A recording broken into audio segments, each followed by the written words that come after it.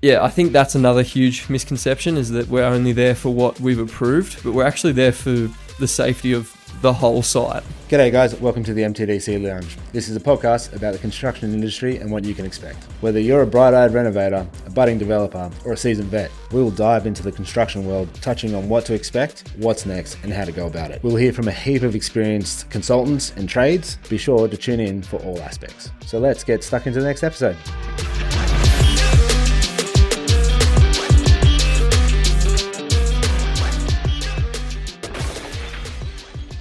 G'day guys, and welcome to the lounge. You're here with Matt, and today I've got Dan and Josh from Build Cert, probably the biggest certifiers in New South Wales. How you doing, guys?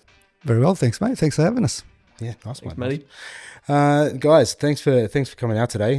We've got a lot of questions. It's probably going to be a massive episode today, so I want to try and get as much out for the clients and everybody that's listening today. And I guess let's start at the basics. Who are you guys, and what do you do?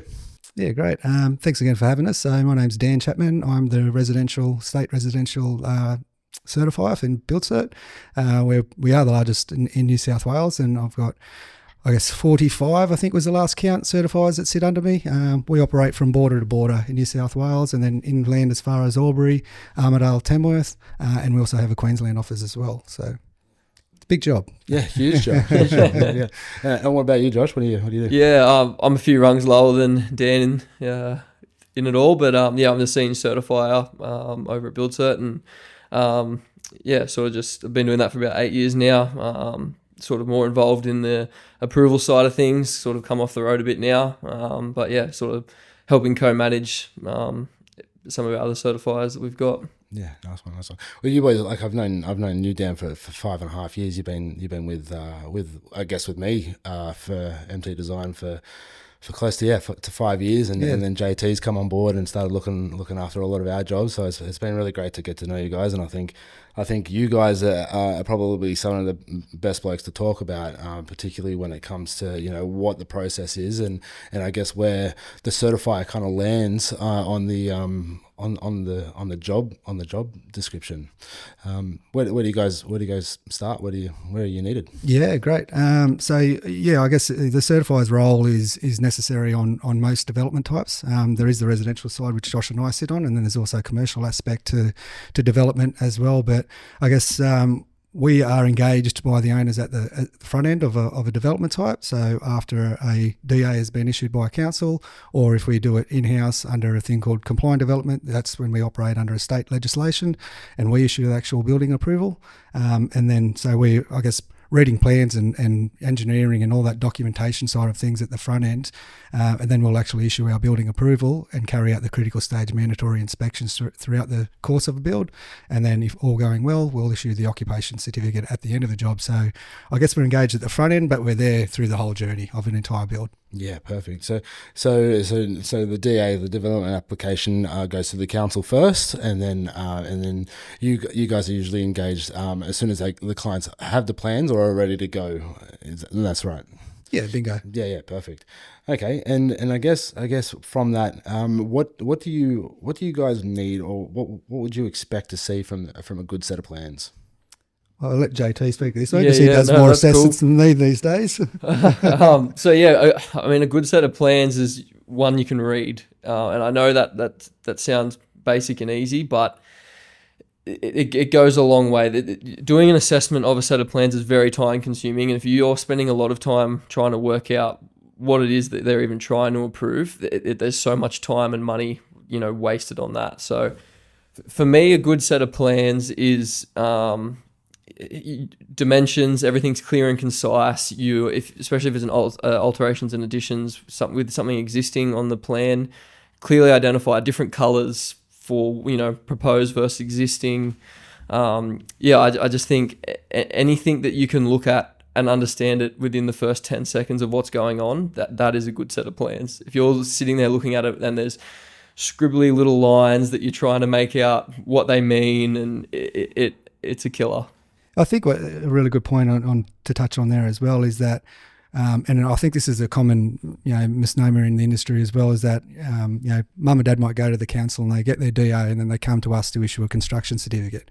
So the level of detail from a DA set of plans versus a construction certificate set of plans is vastly different. I guess if you think about the DA, council are approving a concept, whereas we're looking at more stringent BCA or NCC compliance issues. So, and I guess it's been a shifting industry as well for the last few years, where fair trading, the Building Commission now being involved and needing that additional further detail required on plan to try and mitigate the issues that are happening on site and the defects in build. So I guess that's the premise behind all these changes that we've seen predominantly in the last 2 years or so. Yeah. So we've touched on the DA set of plans and the CC set of plans on a couple of other episodes before, and how important it is for the clients to understand that they're not done at the DA plan stage, and I think that's where a lot of clients and a lot of mums and dads are coming unstuck. They're saying, great, we've got a plan set ready and approved. Let's get to building.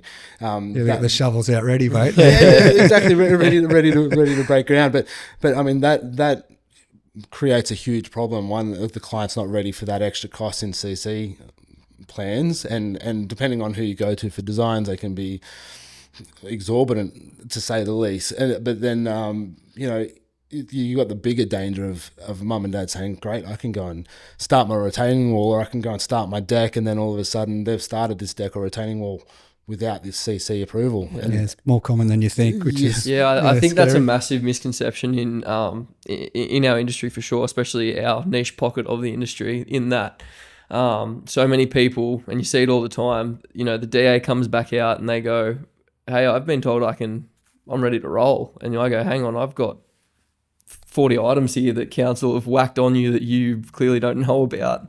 And I think that's where a massive gap in the knowledge is, especially for certifiers. Agree, and I think probably not to throw any councils under the bus by any means, but like as I touched on before, is that they're often, I guess, approving a concept and they're not really looking at those BCA compliance issues that we're looking for. So even though something may be approved under a council banner, under a DA, when it comes to us, we're finding a heap of non-compliances. So we're needing these changes, which may or may not require you going back for a modification. So there's a few issues around that side of things as well.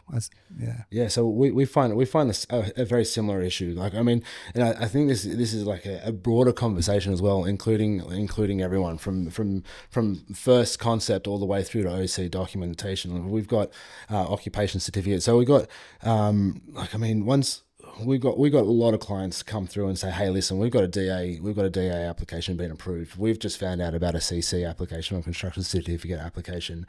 What do we do? And then all of a sudden I say, well, we have to redraw this. And then while we're going through the CC documentation, we're finding out that the DA application or the documentation there that's been approved from council is not compliant. It's not compliant. And then all of a sudden, while we're doing the construction certificate documentation, we're like, hey, by the way, you're too close to the boundary, or by the way, your floor space ratio or the amount of area that you're building on your block is too much. And then one, there's the shell shock of having to pay for another separate application. Two, there's another shell shock of actually having to fix a lot of the issues that are on site or not on site. And then three, it's possible redesign or maybe a DA mod, which is crazy. Absolutely, yeah. So it's pretty wild. So I guess so it's super important to make sure that those documents are super clear. We're making sure that everybody's across the design phase and all the bits and pieces. In your opinion, what's the difference? What are the key differences between a development application from council to a complying development application? Like what's the most important differences in between that space? It's been a really good change, right? So I guess council had the majority of that market forever and a day.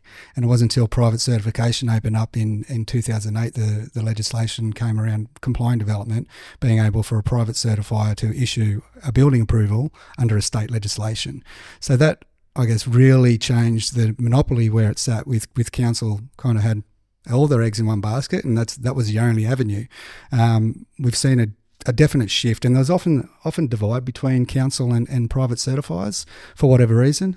I think that's really, it's caused it to improve over the last X amount of years, because they can see that we're trying to achieve, and it's actually made councils kind of step up and lift up their socks in a lot of key areas in terms of customer service and those key aspects that as a private certifier it's necessary. So it's been a great change, I think, for sure.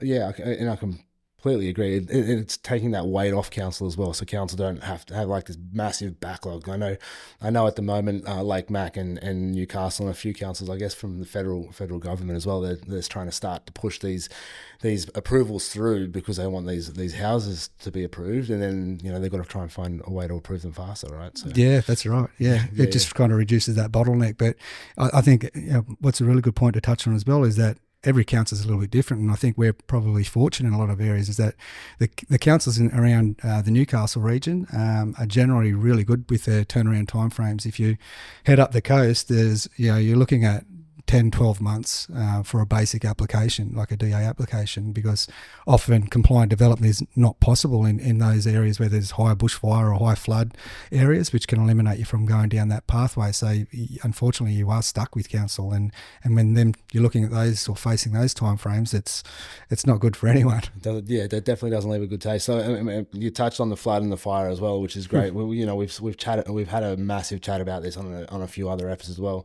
It's a defining factor of whether or not it's going to be worth even doing the build or even doing the construction, which is a little bit disheartening, particularly if mum and dad want to go out and make a life out of Port Macquarie, and then all of a sudden you've got koala reservations and all that kind of stuff. So yeah, it's huge, it's big. Yeah, Josh might want to touch on, I guess, we call them red flags. It's about everyone doesn't need to, or it's not necessary for everyone to know what can and can't be done at CDC, but it's really important to kind of understand those big ticket items. And we touched on fire and flood, and there's numerous other ones. And I think what's also, I guess, under the radar is the 88B restrictions and the covenant restrictions, which Josh probably deals with that on the daily in terms of what we need to enforce down that route as well, because that's kind of another layer, whereas under a DA, council are kind of making that assessment and determination and enforcing those conditions, or under a CDC, we're kind of bound by these 88B restrictions, and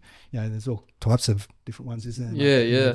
I think on a previous episode I've watched recently on the I think it was the Unblock Your Lot.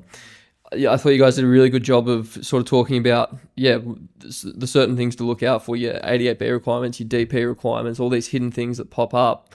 I think the best thing you can do, I don't know if for you guys, but I know for us, the best thing you can do is have a 10.7 planning certificate from council, obviously if you're going down the CDC route, and just understand what each of those requirements are, because that is the key to unlocking your lot.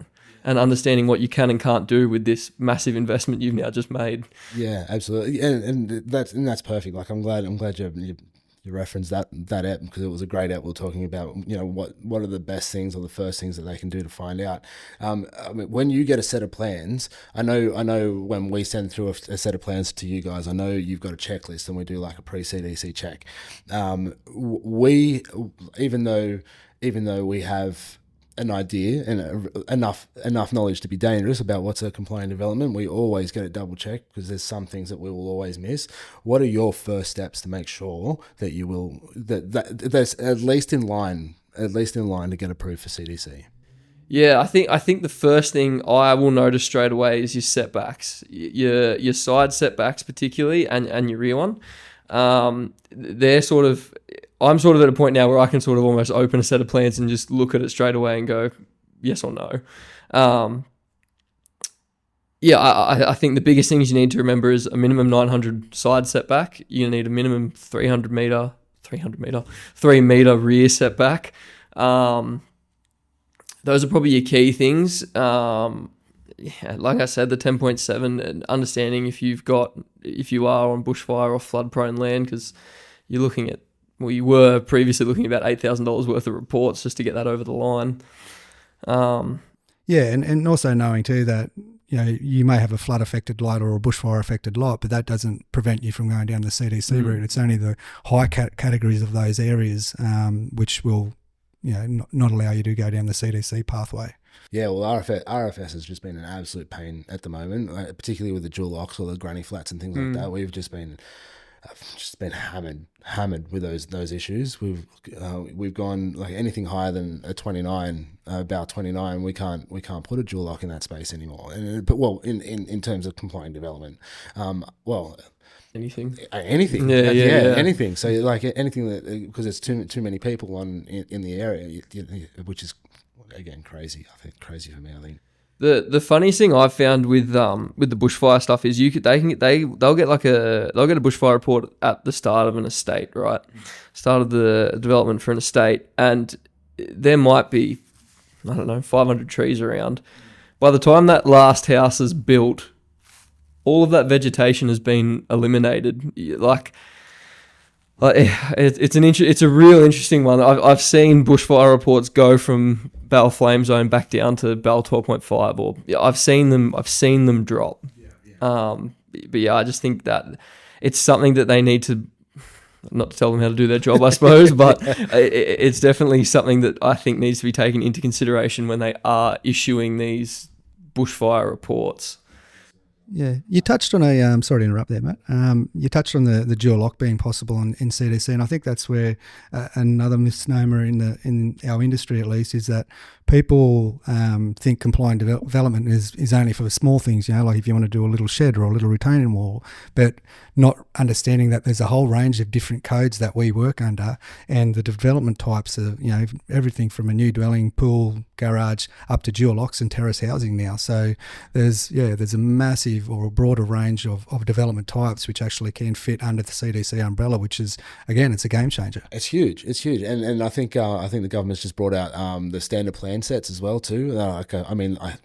There's a bunch of questions I have about that in particular, but when we've got when the government's brought out these pre-approved compliant development plans, that's great. I'm pretty confident that we're allowed to use those as well, as long as the clients have got them and brought them through. And as designers, we can tweak them and make sure that they're running well. So, yeah, they've got to be site specific. So absolutely. For sure. Yeah, they're currently running a fire sale on them, aren't they? They're $1 or something at the moment. $1 at the moment. Yeah. That's it. Buy two, get one free. Well, I think particularly with the industry the way it is at the moment, I think it's important that everyone kind of gets across what needs to be done and who needs to do what, and I guess it plays a huge role, particularly when it comes from as soon as the designers get it, the designers or the architects, and then the builders get it, and then we get you guys involved to get you all approved. I mean, it's important for the clients to know that you guys are there doing a job. You're there to look after them, and you're there. You're not hired by us. You're not hired by the builders. You're hired by the clients. Absolutely. Yeah, I think we touched on it before we came onto air, but I think it's understanding those three aspects is really important that they come together and work together for the common outcome of achieving the best possible outcome for the owner. So you've got the designer involved, and then on the other side of the fence, you've got us guys sitting on the compliance and regulation side, and then you've obviously got the builder who has to build whatever we say is okay to build. So it's really important that relationship is really collaborative and working well together to get the best outcome for the owner. Yeah, well, and that's why over the years through MT Design, that's why we've engaged with you guys all the time, because calling you guys when there's an issue or if there's a problem, like JT knows better than anybody else, I'll call it a stupid o'clock at night. And if there's a problem, we've got to find an answer for it, and sometimes it's just unavoidable. We can do all the checks that we can and all the bits and pieces, and if it wasn't for the certifiers, there'd be rubbish houses being built everywhere, and it's important. I think it's important with your background as well, and kind of having that industry knowledge and being at a site and knowing how things go together, and that it's really added to, I guess, your skill set and being able to produce a set of plans that you can build to. That's key, because you get other, I guess, designers that may come through which don't have that practical skill, and what you see on a piece of paper may not always be possible on site. So it's more common than you think. Yeah, look, coming through the architecture degree, hearing some of the weird and wonderful designs is as beautiful as they might be. that might not be so appropriate, I guess you could say, when it comes to, you know, cantilevers and all the weight loads and all your bits and pieces. So no, so I guess like on that, while you're at site, I mean, is there things that you hear, or is there a lot of frequently asked questions or a lot of frequent problems that you guys kind of face when you're out on site and dealing with clients at all? Yeah, we definitely get, I call them roadblocks for OC. We definitely have some key items that are repeated time and time again on every job that we often see, and they're often related to stair compliance or bushfire compliance and those, you know, those big ticket items. But yeah, there are definitely some common themes that tend to run through when you're looking at things on site, for sure. Mainly things that have been built that haven't been approved or drawn on plans. That happens. There's a lot of that happens. Yeah. So, and just so we're clear, if that ever happens, it becomes and not a CDC thing anymore, is it? It becomes a building information certificate, and it knocks it out of that compliant development route. Yeah, exactly right. So what most people may not understand as well is that a building information certificate is an application direct to council for unauthorised works that have been constructed already. It does not authorise that structure, whatever's been built. It basically just says, okay, you've got a 7-year window where council aren't going to enforce any action upon you about the structure that you've built. Yeah, it's probably the most, you know, expensive Netflix subscription you'll get. It's quite expensive. But yeah, I think that's a huge misconception. You know, I've seen on jobs where we get out there and, you know, the whole way along it's supposed to just be this simple little house that we're supposed to be doing. Everything complies. We get out there and a carport's been added, a deck's now been to boundary, and, you know, we got owners and builders screaming at us going, but you're only here for the dwelling. Why? I know I've done these extras outside of the scope before you've issued your occupation certificate, but, you know, what are you here for? Why do you care? And, you know, often we'll have fire separation issues, or, you know, for CDC, there's landscaping issues. If you've paved in another 200 squares of concrete and you now don't have your soft landscaping, yeah, I think that's another huge misconception, is that we're only there for what we've approved, but we're actually there for the safety of the whole site. Yeah, I think that industry's changed, you know, in the last probably 5 or 6 years, more so than anything, whereas I guess the certifier may or may not have had tunnel vision in a lot of respects, just going to site for those key things, whereas there's a massive trend now to be, you know, have that holistic view of, you know, you're not just there for the deck, you know, you're looking at the entire site, as Josh touched on, and you know, you're raising issues there and identifying if there's, you know, things that have been built without an approval, and, you know, all the non-compliances. So yeah, it's really tightened up a lot across all areas of the industry, I think, which is not a bad thing.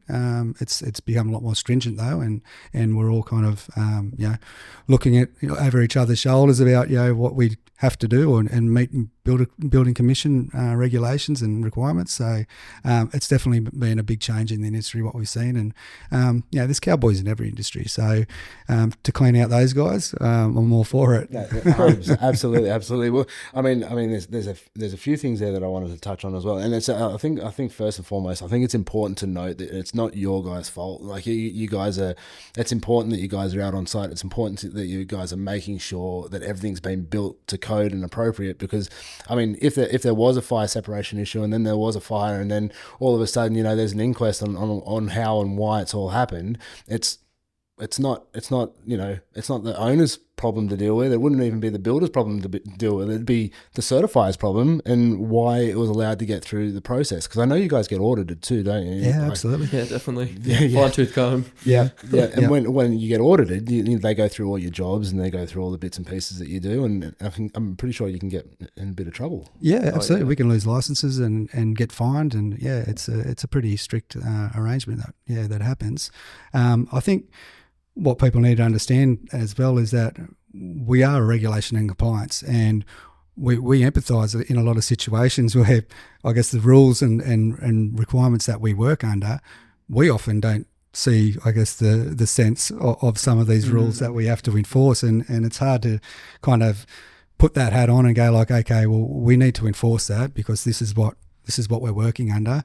I get that it seems silly, you know. I think probably swimming pool compliance barriers are probably just a minefield, you know. And New South Wales in particular. Absolutely, yeah. I think one of the biggest things we probably hear on site too is, you know, when is the sentence, when is common sense going to prevail? And like Dan just touched on, like, we get it. Like, half the time when, you know, we're saying this is what you need to do, I'm in the back of my mind, I'm going, it doesn't make sense either. But it's what we're governed by. It's clear as day. It's all there. You just need to do it. Yeah, and there's certain things, you know, that we can try and massage and things like that, but it can be very black and white, you know, in a lot of instances. And then, you know, you're talking about 5 mil from a tread to tread or 10 mil over a flight of stairs. It's not much when you're building out on site, and then we have to say, well, unfortunately, it's not to code. And is it, you know, going to cause, you know, Nanny May to fall down and bust a hip? Probably not. You know, 5 mil is not going to really have that much of an effect, but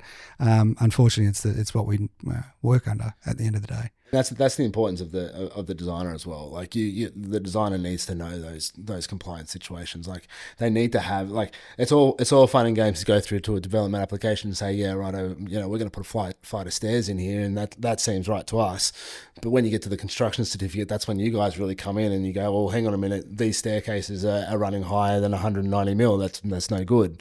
And that's the responsibility on us as designers. I think it comes back to, I touched on it before, the designer, the certifier and the builder, and that relationship and having that trust, because at the end of the day, pardon me, is that we're not perfect. You know, we're human, we make errors. We get it thrown in our face that, you know, well, you guys have stamped it, and it might be a genuine, you know, mistake from our end that we've missed something, that the designer may not have designed properly, that the builder's gone ahead and built something, you know, to the plan, because just because it's got, you know, a stamp on it, it doesn't really necessarily mean that you can't ask questions.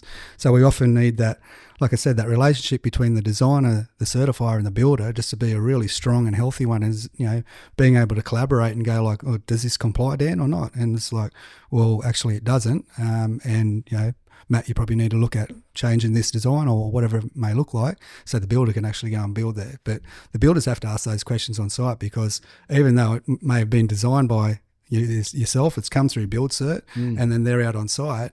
If they're identifying non-compliances, which is possible, hopefully it doesn't happen a lot, JC. Yeah. But yeah, they need to be abreast of the NCC as well. It's not just kind of, even though it's gone through 2 hoops to get to their situation, we all kind of need to be doing our, you know, QAs to help each other and support each other for the best outcome. Yeah, well, nobody wants to double touch it, and it's one.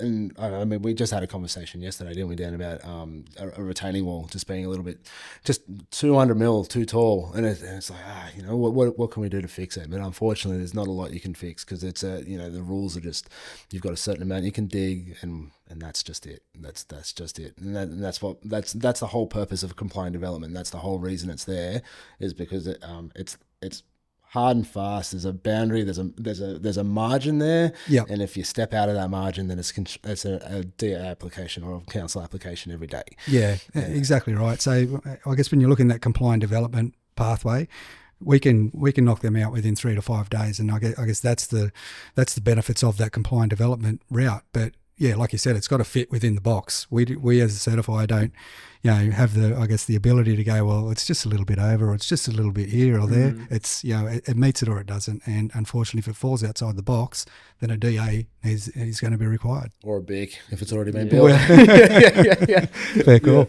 Yeah. So and I mean, while you're out on site and you're having the hard time, well, hopefully not a lot of hard times, but when you're having the issues with the build, I mean, obviously you got your client issues that, you know, they might fall out of a margin, or they might do a little bit of extra something. That's okay, we can deal with that. But what do you find that before you get to site, like, I mean, where do you find that legislation is making it really difficult for you to do your job? In what way? Like, are you talking from a planning design aspect, or when we're going and doing the actual inspections? Well, all of it, I guess. I mean, what do you find? What do you find that the new rules that are coming in? Because I know we've just recently got a new NCC guideline. So the National Construction Code come out like last year. Well, like, I mean, with these changes, are you finding them more helpful? What's typically in answer to your question? No. I think that's our playbook, right? Yeah. And that's what we have to enforce. But I think what happens is those those bodies which develop that material for us to work under they make these, I guess, broad and sweeping changes, but I guess they don't understand the flow-on effect. What does that mean for the designer, for the builder, for the homeowner?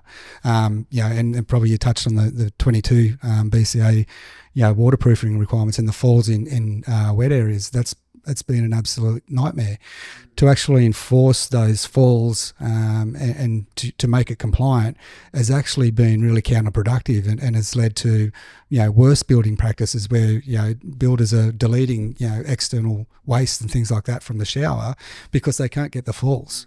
And then we've got all of these performance solutions. When something doesn't comply with the NCC, then you have the opportunity, I guess, to have an industry expert produce a performance solution report which says that while it doesn't tick the boxes for the NCC, it's not going to cause any great issues along the way. So that mark, I was only speaking to someone yesterday, I think it was, about for the first, I've been doing this for over 10 years, and for the first 5 years of doing certification, I would have seen one performance solution report, in that 5 years, I reckon, 2 at best. And I think, we see, 20 of these come across our desk a week. It's like, it's madness. Monthly. Yeah, Exactly. 4 years ago, someone had to teach me what it was because I'd never had to deal with it. I think it's probably back to what we were talking to before. I think the performance solution is also another method you have if something does go wrong. Especially with your fire separation sort of stuff. I've seen it in the past where it might have been missed on the front end, or for whatever reason, something's been built closer to the boundary. Your peg out survey comes back and you're within 900, and you've built this wall. It doesn't meet the FRL requirements, the fire resistant level requirements. So you do have the option to obtain a modification. Form the solution. Couple of grand for a report. Yeah, and a couple of weeks and all the waiting. Yeah, I'm coming back as a fire engineer, mate. Yeah, they make some good coin, I think. But no, yeah, absolutely. So okay, well that's all awesome information. I think that's really fruitful for I guess the clients and even like anybody who's in the industry. I think it's incredibly important to show everyone that we're all in collaboration and we're all working together for a common goal, and that's to have everybody's houses built correctly and looked after, and I think that's huge. Now, I guess there's probably one question that I bet that every listener that or watcher who is watching or listening at the moment is asking, and what's the price range? What's the price range between a 10A certification, just certification only, or even a compliant development? What can they expect from a 10A to a dual lock or even just a standard reno?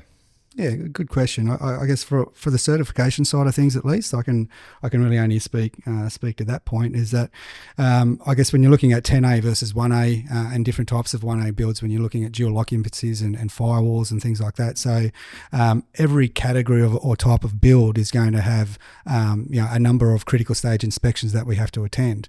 So obviously a typical pool, for example, is going to be far less inspections than a new dwelling, and even more for a dual occupancy, for example, so or multiple things on a site under the 1cc. So I guess the number of inspections factors into, I guess, the price range. When you're looking at a typical class 10, for a pool, shed, that type of build, you're looking at a couple of $1,000s from our end, and then that goes up to anywhere, 3, 4, 5, depending on the complexity and the type of build. So, like I said, a whole range of things factor into that. The number of times when you're looking at high-end builds, the number of times that we would go to site for a high-end dwelling versus a typical, project home builder is going to be vastly different. So that factors in, and build costs factor in as well. So, but yeah, I guess for our services, and another common misnomer is that for the certifiers services, you pay that money up front, and that money up front covers all your inspections. It covers you for your construction certificate or your compliant development certificate, and it covers you for your OC. And that's a legislated requirement as well. So we often get pushback. It's like, why am I paying for something that you haven't even done anything yet? And it's like, well, it is legislated, and I think that's to prevent, certifiers, and being in cahoots with builders and that type of stuff, and using that as leverage or collateral, in bartering to be able to get their OC or whatever it may be. So there is reasoning behind it, and it is legislated. Well, we see OC documentation being withheld all the way through the industry at the moment, and it's rife. Like it's a problem. Like it's a problem, particularly when it comes to like builders and having an issue. And I think it's huge. Yeah. I think it's a change in market now, right? I think the homeowners, it feels that I guess the first port of call is making a building commission complaint or taking someone to NCAT, and we, as part of our role, is that we're constantly dealing with complaints. That's part of what our service is that we're there as a public official to deal with complaints.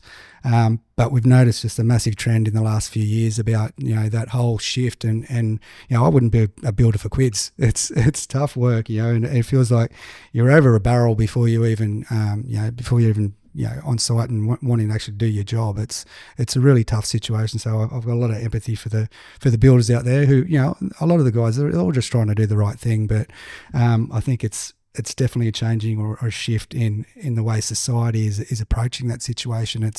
And when they come to me with a complaint, I'm like, they're threatening with building commission, and then they've calling all these people in, and it's like, have you actually spoke with your builder yet?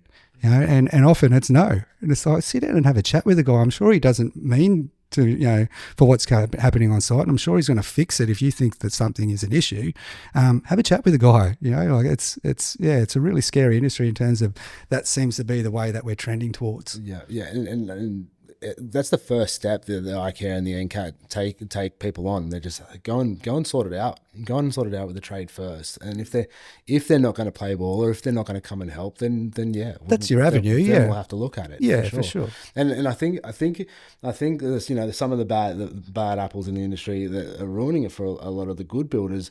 They're driving these people into doing the owner builder route, which it's all up in lights and save this amount of money and do all this kind of stuff, and you build the house yourself, and I think it's paving the way for people who don't quite know what they're doing properly, and then this is sending them on this path where they're bound for failure, or at least a lot more money than would have been if they vetted their builder properly in the first place. It's a niche industry, right? And I think I think it's important for anyone out there who hasn't done a build or hasn't done a reno. I think understanding that process and walking through that process and getting to the end game, I think it's a really valuable one. I know I did a renovation before I was a certifier.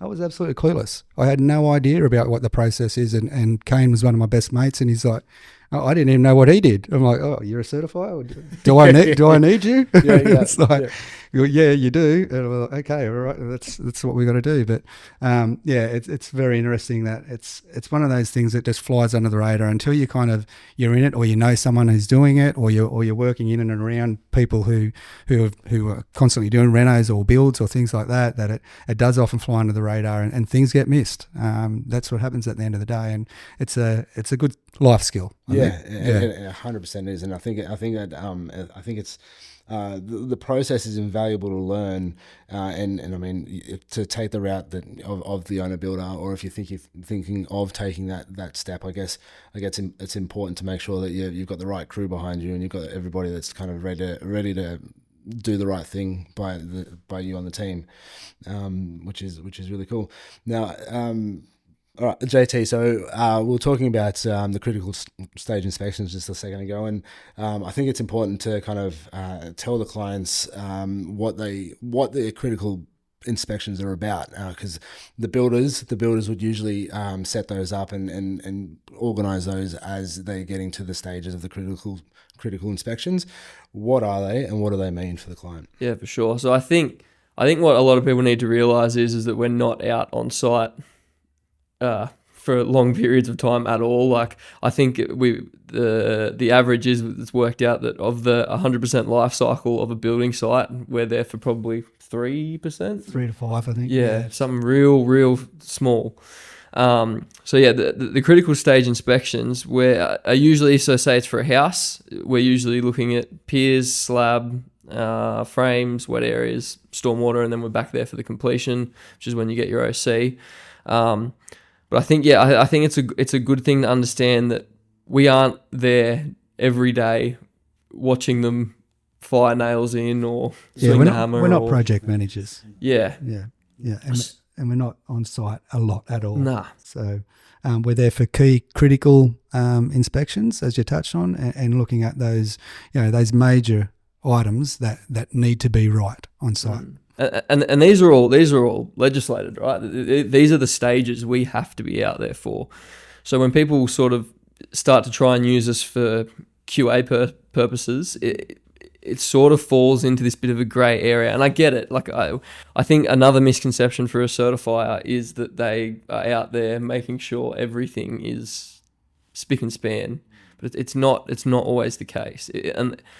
Unless something falls within those critical stage inspections, it's a bit grey as to where we sort of come in and how much the builder's responsible for, and the site supervisor, or it depends what the situation is. I think there's a lot of those minor defects that people often think that we're responsible to sort out. There's things that fall under New South Wales standards and tolerances and things like that, but it's a separate kind of set of rules that we kind of play by, and we often get pulled into that QA type scenario where they try and use the certifier to as leverage over the builder to try and get sorted. Yeah. And I think that's an awesome segue to have a chat about the fact that you guys aren't designers and you're not allowed to even give information. So you're completely out of the design process. You're not even allowed to give advice. So you're there to make sure that the house isn't going to fall down at these critical points. Nothing else. Like you are there to write a report, and you're there to support anything that's on site. Definitely no design, definitely no building. I suppose the key thing to remember is that all of the builder should be able to pick up a set of plans and build from them. Everything that we need should have been captured at CC stage, approval stage. So anything that sort of happens from there, you sort of go back and go, well, unless we look like this, we can't issue your occupation certificate. Yeah, it has to be built on the plans, as the construction certificate, as even better, the stamped construction certificate. Yeah. So if it's not stamped, not the amendment you've made from. Yeah, and that happens a lot too, right? We're out on site and it's like, what version are you building here? Because this is not what I'm seeing here on site, mate. And they might be on D and we've got B sitting in our hand. It's like, every time, like, and I hear it all the time as well. They're like, I get a phone call from a builder saying, "Oh, I'm building from something that says 2023," and I'm, well, come on, mate, we've been working on this one for 2 years, so we got to get that fixed. But yeah, always, it's a super important thing for the clients to realize that if the plans aren't stamped, they're the ones that they shouldn't be building from. Yeah, I agree. A stamped set of plans from you guys are the ones that they should be doing. So important. Yeah. Absolutely. Yeah. And I think you touched on the design stuff, and I just want to reiterate that is that while we come to site and we're doing regulation compliance and we're not there to make the journey difficult by any means, and we want to try and be solutions focused as much as we can, but it is a very tight line that we walk, and we can't go there and say your pool barrier doesn't comply, but if you do this, and this, I'll sign off on it. It's not an area that we can actually enter into legally. So while we're there to help and support and we want to ensure and govern compliance, we can't be giving practical solution advice like that on site. Absolutely. Well, it just opens you up for so many issues. Absolutely. So, yeah, absolutely. Well, I guess that's it for me, guys. Thank you so much for joining us today. It's been incredibly informative, and I can't wait to have you guys back in to pick your brains again. I'm sure everybody else is going to have some questions, but thanks for joining us again today, guys. And any questions or anything that you want to pitch to the guys, please feel free to go and reach out to BuildCert, or put some stuff down in the comments, or reach out to us by liking and subscribing. Thanks very much. See you later. Awesome. Thanks, Matty. Thanks for having us, mate.